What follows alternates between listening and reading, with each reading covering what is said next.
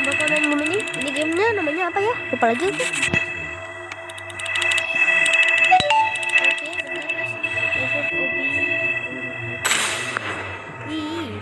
Siapa tuh?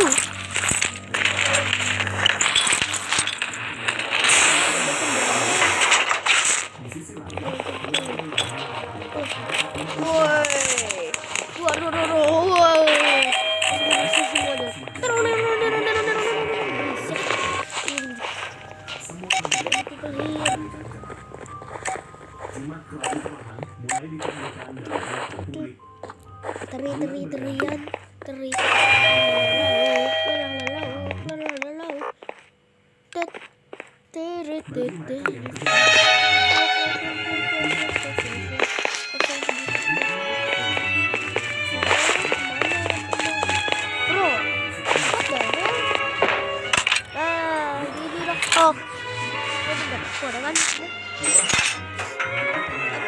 apaan tuh?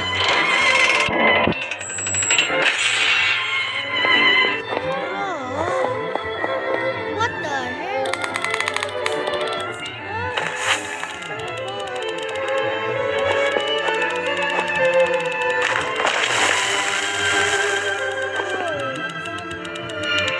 Ini apa sih? Woi, skip lah.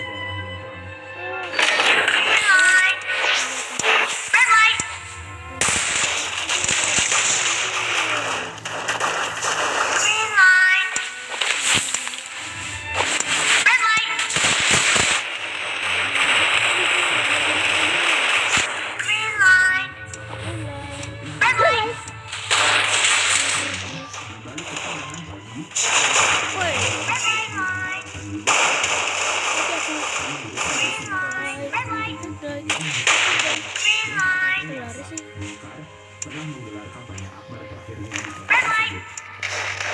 Kampanye ini rencananya akan Terima kasih bro, bisa aja. Woi, kok gak bisa lari, woi? salah satu peristiwa Banjarmasin di mana ratusan orang sejak pagi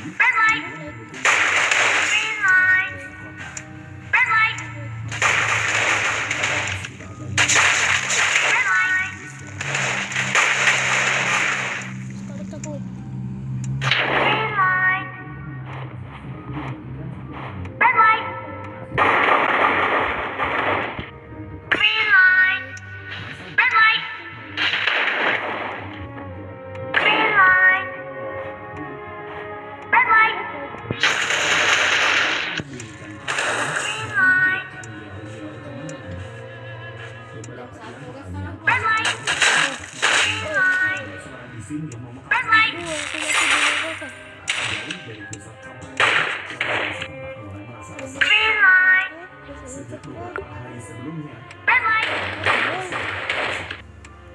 ada rasa was-was yang membara di hati sebagian masyarakat prosesi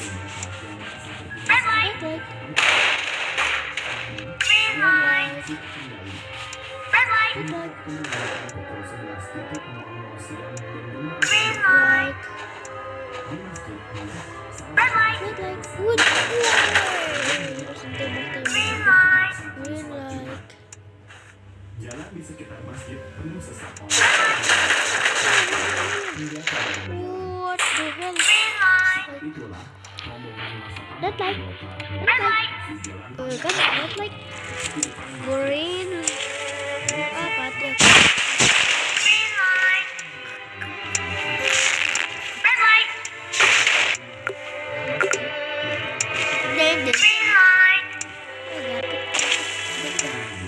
meminta mereka Main untuk tenang apa sejenak nih? hingga ibadah selesai. Ya, deh.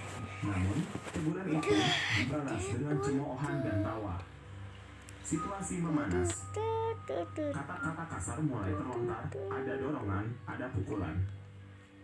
Tak butuh waktu lama hingga pertikaian pecah. Batu melayang terlempar. Di tengah kekacauan itu, tiba-tiba terdengar teriakan takbir dari arah jemaah masjid. Seolah menjadi pemicu, sekelompok pemuda yang baru selesai sholat langsung menyerbu ormas kampanye. Bentrokan fisik pun pecah di jalanan.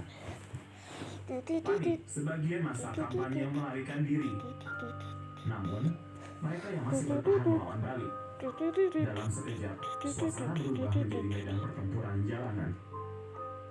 Lalu, sesuatu yang lebih buruk terjadi. Toko-toko mulai dirusak. Kaca-kaca pecah. Roda kekacauan mulai berputar. Tak hanya di sekitar masjid, kerusuhan mulai menyebar ke pusat kota. Di beberapa titik massa yang tidak puas dengan pemerintah mulai bergabung. Hanya kecil berubah menjadi massa yang tak terkendali.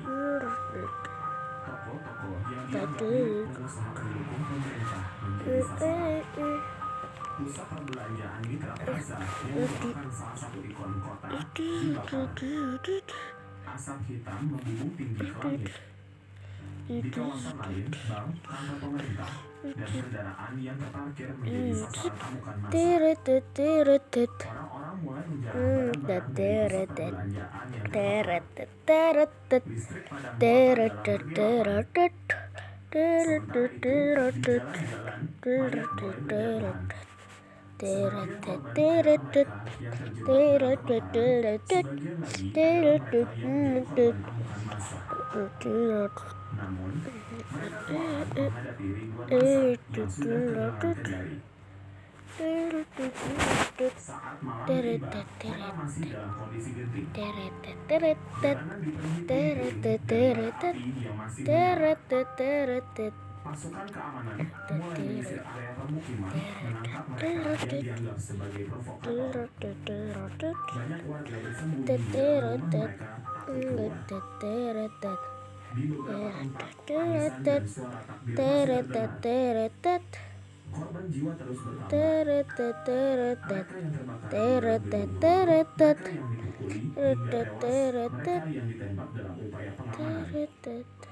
Pada keesokan harinya, Jumat Kelabu menjadi perbincangan nasional. Namun, pemerintah saat itu tidak banyak mengeluarkan data resmi. Pihak berwenang mencatat 24 orang tewas dan 36 luka-luka. Namun, laporan dari tim advokasi menunjukkan angka yang jauh lebih tinggi, ada 238 orang jiwa dan lebih dari 1.500 luka-luka. Bangunan yang hancur dan terbakar tak terhitung jumlahnya. Namun, lebih dari itu, yang paling menyakitkan adalah trauma akibat peristiwa. Bagi mereka yang kehilangan keluarga, luka itu tak pernah sembuh. Bagi mereka yang melihat kota mereka terbakar, ingatan itu terus menghantui. Dan bagi Banjarmasin, Jumat Kelabu akan selalu menjadi bagian sejarah kelam yang tak terlupakan di Banjarmasin. Langit di atas Banjarmasin masih kelabu. Bahwa asap kebakaran masih terasa menyengat di udara. Kota yang semalam penuh dengan jeritan dan api, kini menyisakan puing-puing dari sisa atap bangunan yang terbakar. Mayat-mayat yang belum ditemukan mulai tercium baunya. Di sepanjang jalan Pangeran Samudera dan kawasan Mitra Plaza, jejak kehancuran terlihat di mana-mana. Kaca-kaca berserakan, sepeda motor dan mobil terbakar hingga menyisakan rangka. Pakai apa ya? Di rumah sakit, koridor penuh dengan korban luka-luka. Tangisan keluarga yang kehilangan orang tercinta terdengar di mana-mana. Rumah sakit kekurangan tempat tidur, dokter dan perawat kewalahan menangani pasien. Sementara itu, di beberapa titik di kota, pasukan TNI dan mereka sudah turun dari pusat untuk mengamankan situasi mereka provokator dan mengembalikan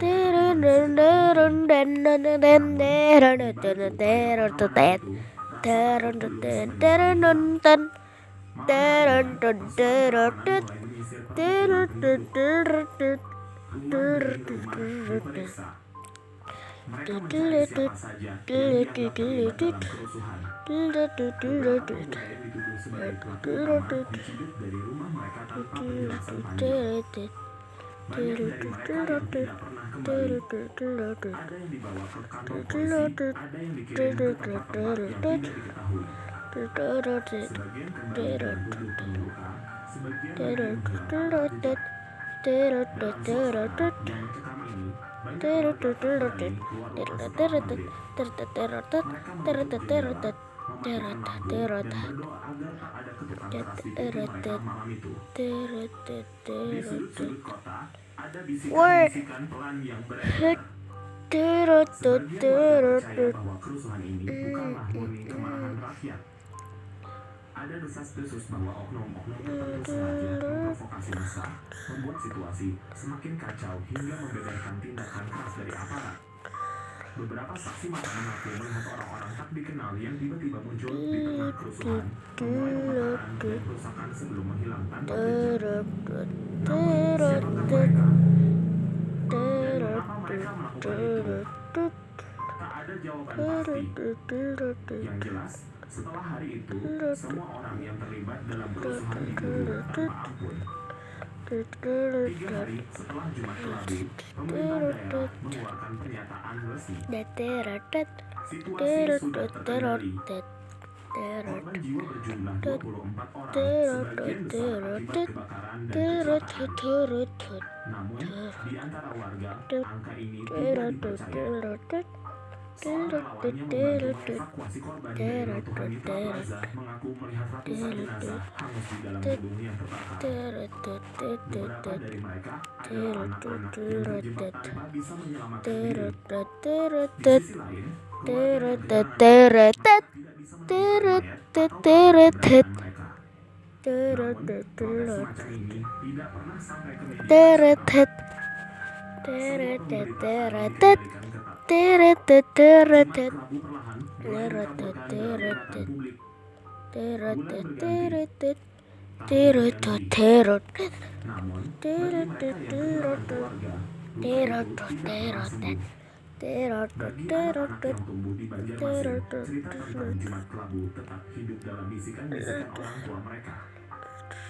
Mitra Plaza tidak pernah dibangun kembali. Puing-puingnya menjadi pengingat kelam bahwa kota ini pernah terbakar oleh amarah dan ketidakadilan.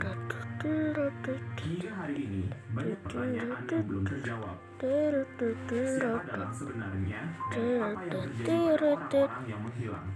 Mengapa angka korban tidak pernah diakui secara jujur? Banjarmasin tetap berdiri, tetapi bayangan Jumat Kelabu akan selalu menghantuinya dalam sejarah yang kelam.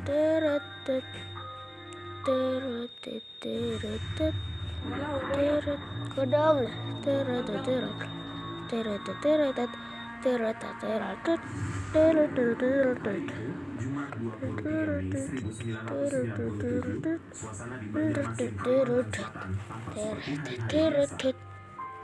Namun, di balik ketenangan pagi, ada ketegangan yang merayap di antara penduduk kota. Pemilu 1997 tinggal menghitung hari, dan partai penguasa, Golkar, tengah menggelar kampanye akbar terakhirnya di kota tersebut. Kampanye ini rencananya akan